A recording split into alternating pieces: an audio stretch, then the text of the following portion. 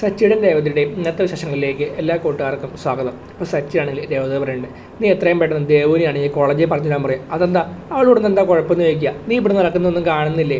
ഇന്നാണെങ്കിൽ ആ പെണ്ണ് ഇവിടെ വരാനൊന്നും പോണില്ല. പിന്നെ ആയ കല്യാണപ്രായമായിട്ടേക്കുന്ന ഒരു പെണ്ണ് നിന്റെ ദേവുവാണ്. അതുകൊണ്ട് തന്നെ അവൾ ഇവിടെ നിന്ന് കഴിഞ്ഞ് അവളെ പിടിച്ച് അവനെ കൊണ്ട് കെട്ടിക്കും, ആ സുധീനെ കൊണ്ട്. നീ കണ്ടില്ലേ ഇവിടെ നടക്കുന്ന കാര്യങ്ങളൊക്കെ? ഇവിടെയുള്ളവരാണെങ്കിൽ കെഞ്ചി കാല് പിടിച്ച് കല്യാണം നടത്താൻ ഭയങ്കര മെടുക്കുള്ളവരാണ്. അങ്ങനെ വന്നു കഴിഞ്ഞാൽ ആ പെണ്ണ് വല്ലതും വന്നില്ലെങ്കിൽ നിൻ്റെ അനിയത്തിയുടെ കാര്യം കഷ്ടകാലമാണ്. അതുകൊണ്ടാണ് ഞാൻ പറയുന്നത് അവളെ കോളേജിൽ പറഞ്ഞുകൂടെ. നിങ്ങൾ എന്തൊക്കെയാണ് പറയുന്നത്? അങ്ങനെ ഒന്നും സംഭവിക്കില്ല എന്ന് പറയാം. സംഭവിക്കില്ല എന്നോട് ആരാ പറഞ്ഞത്? ഇത് നമ്മുടെ കല്യാണം എങ്ങനെയാണെന്ന് നടന്നത് നിനക്കറിയില്ലേ? അതുപോലെ തന്നെ വീണ്ടും ഒരു കല്യാണം നടക്കില്ല എന്ന് നിനക്ക് എന്താ ഉറപ്പ്? ഇപ്പോഴേ ഇഷ്ടമില്ലാത്ത കല്യാണം നടക്കുന്ന ട്രെൻഡ്. അതുകൊണ്ട് തന്നെ നീ അവളെ കോളേജിൽ പറഞ്ഞു വിടുന്നതായിരിക്കും നല്ലത്. പിന്നെ അവൾ എന്തെങ്കിലും വരുമെന്ന് എനിക്ക് ഉറപ്പൊന്നുമില്ല. അതുകൊണ്ട് ഞാൻ ഇവിടെ നോക്കി എൻ്റെ സമയം കളയുന്നില്ല. എനിക്ക് ഓട്ടം ഉണ്ട്, ഞാൻ ഓട്ടത്തിന് പോവാം. പിന്നെ ശ്രീകാന്തിനോടും പറഞ്ഞേരെ, അവനോട് മാറിയിരിക്കെ. ഇനി അവൾ വല്ലതും വരുവാണെങ്കിൽ നീ എന്നെ വിളിച്ചേരെ. ഞാൻ പറഞ്ഞ പോലെ ചെയ്താൽ നിനക്ക് കൊള്ളാം. ഞാൻ നിൻ്റെ കുടുംബത്തിന് നല്ലതിന് വേണ്ടി ഈ കാര്യങ്ങളൊക്കെ പറയുന്നതിന് വേണ്ടി സച്ചിയാണെങ്കിൽ അങ്ങോട്ട് പോവുകയാണേ. അപ്പോൾ രേവതി ആണെങ്കിൽ ഇത് ആലോചിച്ചുകൊണ്ട് അങ്ങോട്ട് വരിക. അപ്പോൾ അമ്മ ചോദിക്കുന്നുണ്ട്, എന്താ മോളെ, എന്താ സച്ചി പറഞ്ഞതെന്ന് പറയാം. ഒന്നുമില്ല അമ്മേ, എന്തൊക്കെയായാലും സച്ചിമോ നല്ലോണം മാറിയില്ലോ? ഇല്ല മോളെ, നിന്നോട് ഇപ്പം അവൻ വഴക്കൊന്നും ഉണ്ടാക്കാറില്ലല്ലോ, ഇപ്പോൾ അവൻ എങ്ങനെയാണെന്ന് ചോദിക്കുക. അതെ, അദ്ദേഹം ഇങ്ങനെ മാറുന്നു ഞാൻ ഒട്ടും പ്രതീക്ഷിച്ചില്ല. അച്ഛമ്മൻ്റെ അടുത്ത് പോയിട്ട് വന്നേ പിന്നെ എന്നോട് ഒരു വഴക്കം ഉണ്ടാക്കിയിട്ടില്ല, എന്നോട് സ്നേഹത്തോടെ പെരുമാറുന്നത്. ഇപ്പോഴാണെങ്കിൽ കുടിക്കാറൊന്നുമില്ല എന്ന് പറയാം. അപ്പോഴെങ്കിൽ നമ്മുടെ രേവതിയുടെ അമ്മേനെ പറയുന്നത് കേട്ടോ. അത് പിന്നെ നീ ദേവിയുടെ മോളല്ലേ, അപ്പോൾ ദേവി നിന്നെ അങ്ങനെ വെറുതെ വിടുമോ? നീ അമ്പലത്തിൽ നീ സ്ഥിരം പൂജയും കാര്യങ്ങളൊക്കെ ആയിട്ട് മുന്നോട്ട് പോയിക്കൊണ്ടെന്നല്ലേ?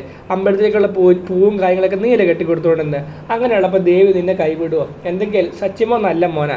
ഇപ്പോൾ അവനാണെങ്കിൽ നിൻ്റെ എല്ലാ കാര്യങ്ങളും നോക്കുന്നുണ്ട്. അല്ല വീട്ടിൽ വേറെ എന്തെങ്കിലും പ്രശ്നമുണ്ടെന്ന് ചോദിക്കുക. അപ്പോൾ അത് കഴിഞ്ഞപ്പോൾ രേവതിയുടെ മുഖം ഒന്ന് ചെറുതായിട്ട് മാറുന്നു കേട്ടോ. അപ്പോൾ അത് കണ്ട് പെട്ടെന്ന് ലക്ഷ്മി ചോദിക്കുന്നുണ്ട്, അല്ല മോളെ എന്തെങ്കിലും പ്രശ്നമുണ്ടെന്ന് ചോദിക്കുക. ഒന്നുമില്ല അമ്മേ, അമ്മയ്ക്ക് തോന്നിയതാന്ന് പറയാം. എൻ്റെ മുഖത്തിന് മാറ്റങ്ങളും കാര്യങ്ങളൊന്നും ഇല്ലയെന്ന് പറയാം. അപ്പോൾ ഈ സമയത്താണെങ്കിൽ ശ്രുതി മീരയും കൂടി അങ്ങോട്ട് വരണം കേട്ടോ. അപ്പോൾ ശ്രുതിയാണ് മീരോട് പറയുന്നുണ്ട്, മീര ഇത് കൈവിട്ട കളിയാണ്, ഇത് വേണം, നീ നിർബന്ധിച്ചുകൊണ്ടാണ് ഞാൻ ഇങ്ങോട്ട് വന്നത്, എന്നെ ഇങ്ങോട്ട് വയ്യ. അവൻ വന്ന് അവയും വന്ന് എല്ലാവരുടെ മുമ്പ് എല്ലാം വിളിച്ചു പറഞ്ഞു കഴിഞ്ഞാൽ ഞാൻ ആകെ നാണം കെട്ട് എല്ലാവരുടെ മുമ്പിൽ ഒന്നും ഇല്ലാതായിപ്പോവും. അതിപ്പോൾ ഞാൻ ഇങ്ങോട്ട് വരാതിരിക്കുന്നത് നല്ലത്. നമുക്ക് തിരിച്ചു പോകാമെന്ന് പറയാം. മീര പറയുന്നത്, എൻ്റെ ശ്രുതി നീ ഇങ്ങനെ പേടിക്കാതെ, അവൻ ഇങ്ങോട്ട് വരാനൊന്നും പോണില്ല. അവൻ നിന്നെ ഓരോ കാര്യങ്ങൾ പറഞ്ഞ് ഭീഷണിപ്പെടുത്തിക്കൊണ്ടിരിക്കുക, അത്രേ ഉള്ളൂ. അല്ലാതെ അവൻ ഇങ്ങോട്ടും വരില്ല. നിന്റെ കല്യാണം നടക്കാതിരിക്കാൻ വേണ്ടി ആ ഭീഷണിപ്പെടുത്തൽ മാത്രമേ ഉള്ളൂ.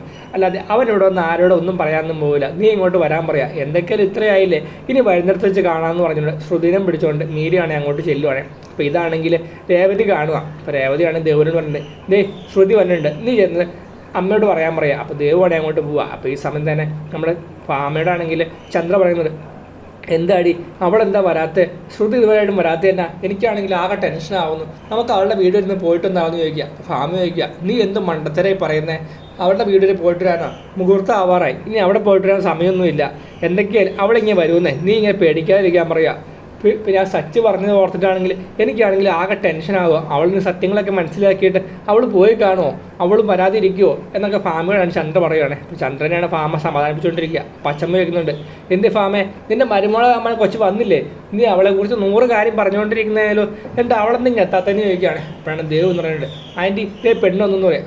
വന്നോന്ന് പറഞ്ഞുകൊണ്ട് ഓടി അങ്ങോട്ട് ചെല്ലുവാണ്. പച്ചമ്മൻ ചെല്ലുന്നുണ്ട്. അപ്പോൾ ശ്രുതിയാണെങ്കിൽ വരുമ്പോൾ തന്നെ ചന്ദ്ര പോയി സ്വീകരിക്കുകയാണ്. ഇതെന്താ മോളെ ഇത്ര താമസിച്ച്, നിന്നെ എത്ര പ്രാവശ്യം വിളിച്ചു, നീ എന്താ ഫോൺ എടുക്കാതിരുന്നെന്ന് ചോദിക്കുക. അത് പിന്നെ ആൻറ്റി ഫോൺ സൈലൻറ്റിലായിരുന്നു എന്ന് പെട്ടെന്ന് മീരാണ് ചാടിക്കയറി പറയുകയാണ്. ശ്രുതിയാണെങ്കിൽ ആ മുഖമൊക്കെ മാറിയിരിക്കുകയാണ്. അപ്പോഴാണ് ചന്ദ്രൻ ചോദിക്കുന്നുണ്ട്, എന്താ മോൾക്ക് എന്ത് പറ്റി? മോളുടെ മുഖത്ത് പല സന്തോഷമൊന്നുമില്ലല്ലോ.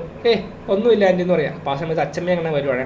അച്ചമ്മയുണ്ട്, നമ്മുടെ രവി എല്ലാവരും ഉണ്ട് കേട്ടോ. ശ്രുതി എല്ലാവരും വന്നിട്ടുണ്ട്. കൂടെ രേവതിൻ്റെ വീട്ടുകാരൊക്കെ ഉണ്ട് കേട്ടോ. അപ്പോൾ അച്ചമ്മ ചോദിക്കുക, നീ ഇത് എത്ര കാലം ഇങ്ങനെ മറച്ചു വെക്കും മോളെ? ഇങ്ങനെ മറച്ചു വെച്ച് നടന്നാൽ നിൻ്റെ ജീവിതം എങ്ങനെയായിരിക്കും ചോദിക്കുക. അത് കേട്ടോടെ നമ്മുടെ ശ്രുതിക്കാണെങ്കിൽ എന്ത് പറയണമെന്നറിയാൻ നിൽക്കുവാണേ. അപ്പോൾ ശ്രുതി ചോദിക്കുക, എന്താ അച്ചമ്മ എന്താ ചോദിച്ച്, എനിക്ക് മനസ്സിലാവില്ല എന്ന് പറയാം. അല്ല നീ നിൻ്റെ കല്യാണക്കാരെ നീ വീട്ടിലറിയിച്ചോ, നിൻ്റെ അച്ഛനോട് പറഞ്ഞോന്ന് ചോദിക്കുക. അപ്പോൾ ചന്ദ്ര പെട്ടെന്ന് ഇടപെടുവാണ്. അത് പിന്നെ അമ്മയോട് പറഞ്ഞതല്ലേ, അവളും അവളുടെ അച്ഛനുമായിട്ട് ഭയങ്കര പ്രശ്നങ്ങളും കാര്യങ്ങളും, അവരൊന്നും വിളിക്കാറ് പോലുമില്ല എന്ന് വെച്ചുകൊണ്ട് നീ നിൻ്റെ അച്ഛനോട് കാര്യങ്ങൾ പറയേണ്ടില്ലായിരുന്നോ? നിൻ്റെ അച്ഛൻ ഇന്ന് കല്യാണത്തിന് വരുമെന്ന് ചോദിക്കുക. ഇല്ല വരില്ല എന്ന് പറയാം. അല്ല അച്ഛൻ വന്നില്ലേ, കുടുംബക്കാരും ഇല്ലേ, പെണ്ണിനെ കൈ പിടിച്ചു കൊടുക്കാനായിട്ട് അത് ആരും ഇല്ലേ? നിൻ്റെ അമ്മാവന്മാരോ സുഹൃത്തുക്കളോ അങ്ങനെ ആരും ഇല്ലെന്ന് ചോദിക്കുക. ആകെ ഒരു പെണ്ണിനെ ഒരു കൂട്ടുകാരെയും കൂട്ടിക്കൊണ്ടാണ് കല്യാണത്തിന് വന്നതെന്ന് ചോദിക്കുക. അപ്പോൾ അത് കേട്ട് ചന്ദ്ര പറയുന്നുണ്ട്, അമ്മേ ഞാൻ പറഞ്ഞില്ലേ സുധിയുടെ വീട്ടുകാരുമായിട്ട് ആകെ പ്രശ്നങ്ങളും കാര്യങ്ങളും, അവൾക്ക് ആരുമില്ല, അപ്പോൾ ആകെയുള്ളത് നമ്മൾ മാത്രമേ ഉള്ളൂ എന്ന് പറയാം. അപ്പോൾ രവി പറയുന്നുണ്ട്, അങ്ങനെയല്ലല്ലോ, എന്തൊക്കെയായാലും വീട്ടിൽ കൈ പിടിച്ചു കൊടുക്കാനെങ്കിൽ ആരെങ്കിലും വേണ്ടതല്ലേ, അതുകൊണ്ട് അമ്മ അങ്ങനെയൊക്കെ കാര്യങ്ങൾ ചോദിച്ച്. മോളെ എന്തൊക്കെയായാലും കല്യാണം കഴിയുമെങ്കിലും നീ നിൻ്റെ അച്ഛനെ വിളിച്ച് കാര്യങ്ങൾ പറയണം എന്ന് പറയാം. അപ്പോൾ ചന്ദ്ര പറയുന്നുണ്ട്, അതൊക്കെ ആൾ പറഞ്ഞോളൂ, നിങ്ങൾ വാ, സമയം ഒരുപാട് പോയി, ഇപ്പം തന്നെ മുഹൂർത്തത്തിന് സമയമാണ് പറയുന്നത്. അപ്പം അച്ഛൻ പറയുന്നുണ്ട്, എന്തൊക്കെയായാലും കല്യാണം കഴിയുമ്പോൾ നിൻ്റെ അച്ഛനെ വിളിച്ച് എനിക്കൊന്ന് തരണം, എനിക്ക് എൻ്റെ അച്ഛനോട് സംസാരിക്കാനുണ്ട് കുറച്ച് കാര്യങ്ങളുമായിട്ട്. അച്ഛമ്മയാണ് അങ്ങോട്ട് പോവാണ്. അതുകൊണ്ട് ശ്രുതിയുടെ ടെൻഷനാണെങ്കിൽ 100 ഇരട്ടിയാവുക. ശ്രുതി മീരി അങ്ങോട്ട് ചെല്ലുമ്പോൾ പെട്ടെന്ന് ചന്ദ്രൻ എന്ന് പറയുന്നുണ്ട്, മോളെ നീ ഇത്ര താമസിച്ച്, ഇപ്പം തന്നെ ഒരുപാട് താമസിച്ചു, മുഹൂർത്തത്തിന് സമയമായി, നീ പോയി ഡ്രസ്സ് മാറി, എന്നാൽ ചാവി എന്നാന്ന് പറഞ്ഞുകൊണ്ട് ചാവി കൊടുത്ത് മുറി കാണിച്ചു കൊടുത്ത് ചന്ദ്രയെ അങ്ങോട്ട് പോവാണ്. ഈ സമയമാണെങ്കിൽ ശ്രുതി മീരാണെങ്കിൽ ആകെ ടെൻഷൻ അടിച്ചിരിക്കുക. ശ്രുതി ഒന്ന് ചോദിക്കുക, അല്ല താൻ എന്തോ ടെൻഷൻ ആയിട്ടിരിക്കുന്ന പോലെ, എന്തൊക്കെയാണ് തൻ്റെ ലുക്സ് അടിപൊളിയായിട്ടുണ്ടോ, എന്തൊക്കെയാണ് തന്നെ കാണാൻ ഇപ്പോൾ ശരിക്കൊരു കല്യാണ പെണ്ണെ പോലെ വേണമെന്നൊക്കെ പറയുവാണ്. ഇതൊക്കെ കേട്ടിട്ട് ശ്രുതിക്കാണെങ്കിൽ ഒരു ചിരി പോലും മഞ്ഞില്ലാട്ടോ.